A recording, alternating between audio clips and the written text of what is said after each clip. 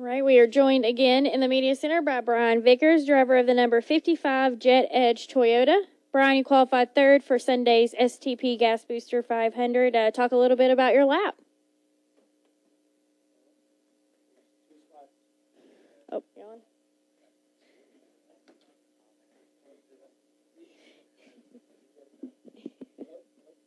You on? We good?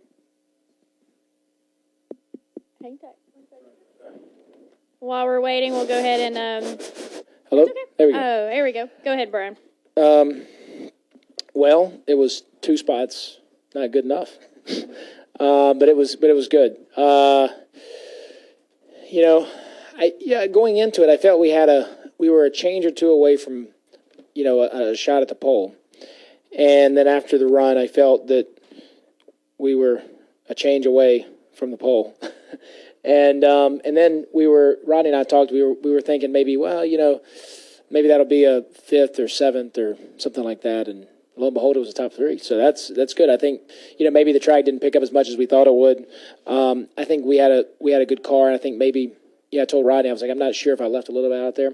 It was one of those things where we were a little bit loose, and I told him, I was like, yeah, I might could have gotten the gas a little bit harder, but it might have broke loose, but I don't know. And but more than anything, I'd just say that the guys did a great job. I mean, they make me look good, and it makes it easy to come here. And Rodney just made good adjustments all day. Showed up with a good car and just made it better. And it's we're happy to have Jet Edge on the car this weekend. It's a beautiful car, that light blue. And I think that's about it. The one thing I would like to say, I mentioned it in my interviews as well. I'd like to just say something to my best friend Ryan. His brother passed away last weekend, and today's the service, and I really wish I could be there. All right, we're also joined by our second place qualifier, Marcos Ambrose, driver of the number 9 Stanley Ford. Great lap for you guys. Talk a little bit about your lap here at Martinsville. Well, it just feels great to to get a front row start. Like Brian, we were just less than a 100th away from being the top spot, and felt like we coulda, woulda, shoulda out there. Made just that little bit extra time to get the pole, but we'll take it. This track's been a great track for Petty Enterprises. I think they're tied with Hendrick for the most wins here at 19.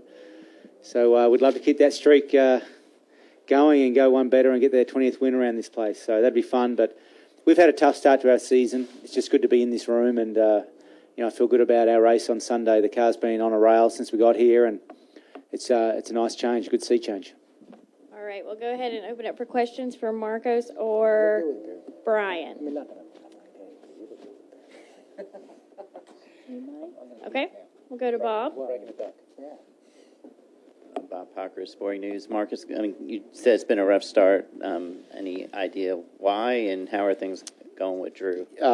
Drew's fantastic. We're lucky to have Drew. I'm lucky to have him. I'm getting along with him great, and we've just not got it done. You could look for excuses, but the new car is taking us for a bit of a loop, and we just haven't hit our stride. We finally tested for the first time during the week at Richmond, and I think that's really helped us here.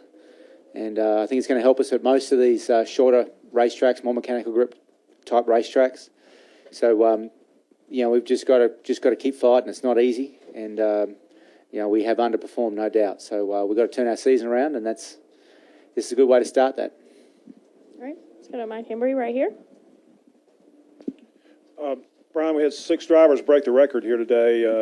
Is that all due to the new car, you think, or just general advances? What? That's a good question. I didn't know. That's a pretty good lap then. 6 cars. I guess I'm one of them, right? I think the car is better. Having the rear camber and a couple other things, a little more downforce. These engines just keep getting better and better. It's just amazing what they're doing with the foundation technology that these engines are, and push rod engines, and just I think it's a combination of a lot of things. I think it's car, engine. They brought a new tire here. I don't know if the tire is better. I don't want to. I mean, it's a good tire. I don't know that if it has more or less grip than last year. It's probably the same. They think it's the same. Maybe it's not. More than likely, it's the tire, or I'm sorry, the car and maybe a little bit of engine. That's what I would suspect. Mostly car. What do you think? I think so. Yeah. You second that? I'm not sure about tires. Yeah, I'm not sure about the tires. I feel like they're going to fall off a lot in the race, too. which will make for great racing. All right. Any additional questions? Okay. Let's go to Mike Warren right here.